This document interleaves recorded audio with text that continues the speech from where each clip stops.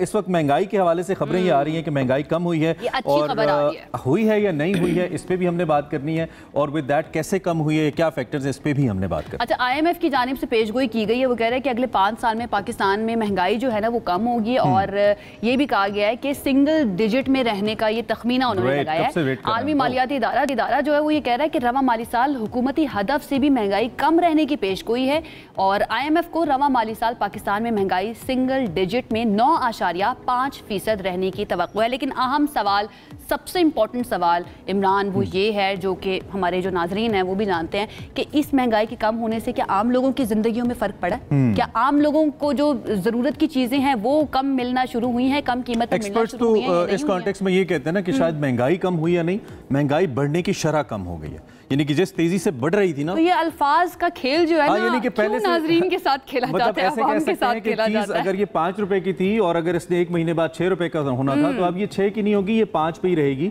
या फिर 2 महीने में 6 रुपए की होगी, ऐसे भी कह सकते हैं। तो जो महंगाई बढ़ने की शरह है या रफ्तार है वो कम हुई है। महंगाई इटसेल्फ अपनी जगह पे कम से कम आवाम के लिए अच्छी खबर, ये भी तो अच्छा ही है, चलो और महंगा ना हो। लेकिन महंगाई बहुत ज्यादा होगी। बहरहाल हमारे साथ एक्सपर्ट मौजूद है, हमारे मईशत डॉक्टर खाकान नजीब, उनकी तरफ चलते हैं और उनसे जरा जान लेते हैं कि क्या होने क्या वाला है हमारे जो अवाम है उनके साथ। डॉक्टर साहब बहुत शुक्रिया हमें ज्वाइन करने के लिए। सबसे पहले मैं ये जानना चाहूँगी आपसे कि IMF जो है वो ये पेशगोई कर रहा है कि पाकिस्तान के मौशी इस्तेहकाम के लिए जो महंगाई है वो सिंगल डिजिट में रहेगी अगले 5 साल तक, उन्होंने ये बात कही है। तो इस बारे में आपको क्या लगता है, कितनी अहम है ये पाकिस्तानी अवाम के लिए और पाकिस्तानी मईशत के लिए? मान लें हम ये बात। बिस्मिल्लाहिर्रहमानिर्रहीम। सो देखिए, एक बात तो यूं है कि महंगाई 2023 में 29% बढ़ी, यानी कि 100 रुपए की चीज़ 129 रुपए तक चली गई। उसके बाद महंगाई फिर 24% बढ़ी 2024 में।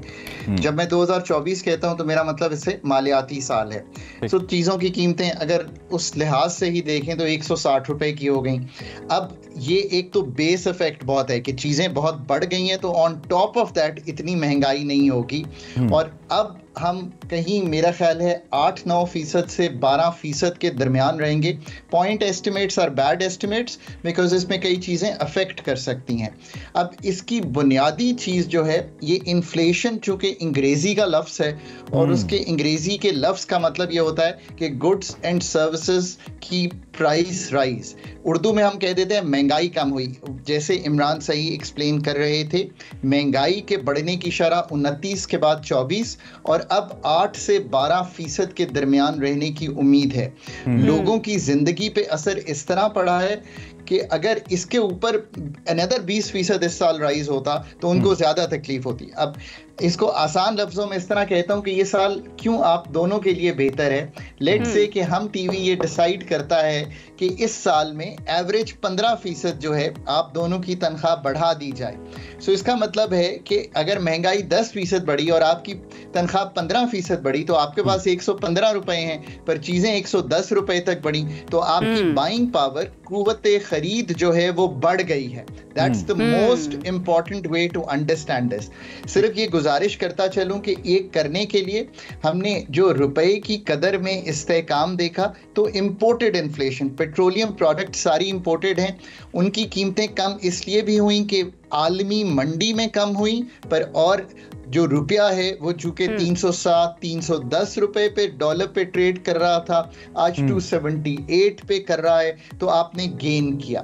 नंबर 2, हमने डिमांड, यानी कि इमरान गए, उन्होंने कहा कि मैं गाड़ी खरीदना चाहता हूं, तो उन्होंने कहा जी आपकी गाड़ी 1 लाख रुपए की है तो आप सालाना इस पे हमें 22,000 रुपए देंगे, यानी कि पॉलिसी रेट ये था बैंक को। तो इमरान ने कहा नहीं, that's too much, I will not buy a car. तो गाड़ियों की डिमांड टूटना शुरू हुई, तो आपने देखा ना कि गाड़ियों की कीमतें कम हुई, 5-5, 7-7 लाख रुपए कम हुई। सो ये डिमांड तोड़ी गई।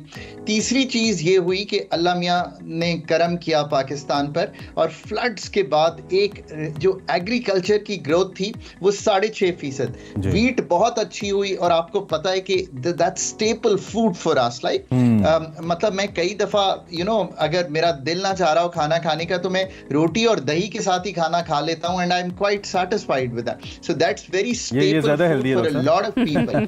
अच्छा डॉक्टर साहब, आपने जो कि एक बेस रेट का रेफरेंस दिया, इस पे तो आपने इनफैक्ट हम आपसे ही ये सीखे हैं, जो आप इन्फ्लेशन एक्सप्लेन में कर रहा था हम आप ही से सीखे हैं और आप इसको बहुत अच्छे से एक्सप्लेन करते हैं। अच्छा फर्दर हमें ये बताइए कि ये जो बेस रेट की फिर हम बात करते हैं, जैसे लेट्स सपोज आपने कहा कि अब महंगाई इटसेल्फ जो इस वक्त है वो कम नहीं होगी, लेकिन उसके बढ़ने की रफ्तार या शरह पे हम बात कर सकते हैं, लेकिन बेस रेट पे भी क्या कमी हो सकती है जब तक हम IMF प्रोग्राम के अंदर हैं? कोई ऐसे चांसेस मौजूद है जो कि यूजुअली वो कमी होती है, फ्यूल प्राइसेस कम हो जाएं, जॉब अपॉर्चुनिटीज ज्यादा हो जाएं, एक्सपोर्ट्स बढ़ जाएं, या फिर हुकूमत सब्सिडाइज करना शुरू कर दे चीज़ों को? फिल वक्त इन सभी फैक्टर्स में से मुझे ऑन पेपर कुछ होता नजर नहीं आता है। क्या कहना चाहिए, मुस्तकबिल करीब के अंदर आपको नजर आ रहा है कुछ ऐसा? कितनी अच्छी बातें करते हैं आप मुस्तकबिल करीब में।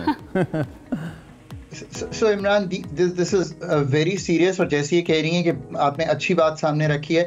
देखिए बहुत इंपॉर्टेंट बात समझने की, एक पाकिस्तान की जो IMF इंगेजमेंट है ना, और Imran you interviewed me a lot on this and I have always said कि IMF के बगैर कोई चारा नहीं है, जहां मर्जी लेफ्ट राइट हो जाए, in the end you will see an IMF engagement with Pakistan, because both sides know उन्होंने 7-8 अरब डॉलर अगर हमारे वापस लेने, हम दे नहीं पाएंगे अगर वो हमें अफ्लोट नहीं रखेंगे, और सारे ममालिक ये कह रहे हैं कि आप IMF के साथ रहें। अब आ जाएं कि what does the IMF program in Pakistan case really do. Pakistan का केस ये है कि ये प्रोग्राम तब आता है जब एक बैलेंस ऑफ पेमेंट्स का क्राइसिस था, रिजर्व्स थे 3.5 अरब डॉलर के, एक माह की इंपोर्ट देने के पैसे नहीं थे, इन्फ्लेशन 25-26% पे राइड कर रही थी, करंट अकाउंट का खसारा बढ़ रहा था, एक अनस्टेबल सा मैक्रो सिनेरियो था।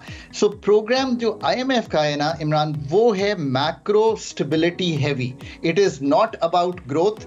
शरह सूद आज 17.5% है इमरान, आप ये खुद सोचिए, और हमारी इन्फ्लेशन हम कह रहे हैं इस वक्त 9.5 है, रियल रेट पॉजिटिव हो गया है 7-8%, पाकिस्तान में 2-3% से ऊपर नहीं होता, पर IMF स्टेबिलिटी को तरजीह दे रही है और पाकिस्तान की जो ग्रोथ फ्रेमवर्क है वो पीछे चला गया है। अब एक चीज और, अब इसके बाद है क्या सारी चीज, देखें IMF will give you stability, जो आप देख रहे हैं कीमतों के बढ़ने की शरह कम हुई, एक्सटर्नल का खसारा टूटा, रिजर्व्स आज अगर 11 अरब डॉलर के हैं तो 2 माह की इंपोर्ट कवर कर रहे हैं, डिफॉल्ट रिस्क रिसीड कर गया है।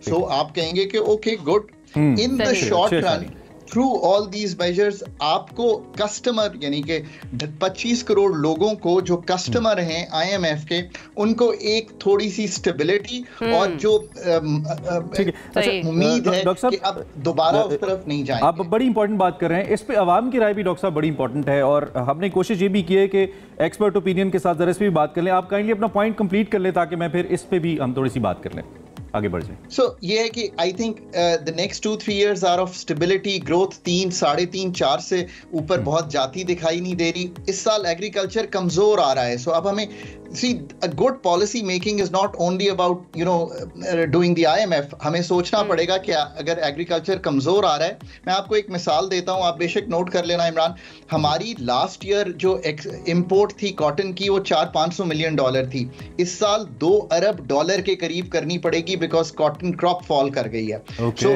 पॉलिसी मेकर्स मस्ट बी थे, सो इकोनॉमी इज इंस्ट्रूमेंट्स यूज करके मैनेज ऑल द टाइम करने वाली चीज, इट्स नॉट कि हम फंड में चले जाएंगे तो ये कोई, यानी कि एक तरफ से अगर कुछ बेहतरी आई है तो दूसरी तरफ से हमारे पैसे लीक भी हो रहे हैं इस कॉन्टेक्स्ट के अंदर, क्योंकि अल्टीमेटली कॉटन हमारी लोकल मैन्युफैक्चरिंग इंडस्ट्री के लिए नीड भी है। डॉक्टर साहब thank you very much for your precious time, for your precious analysis, आप हमारे साथ मौजूद रहे और इस इंपॉर्टेंट मसले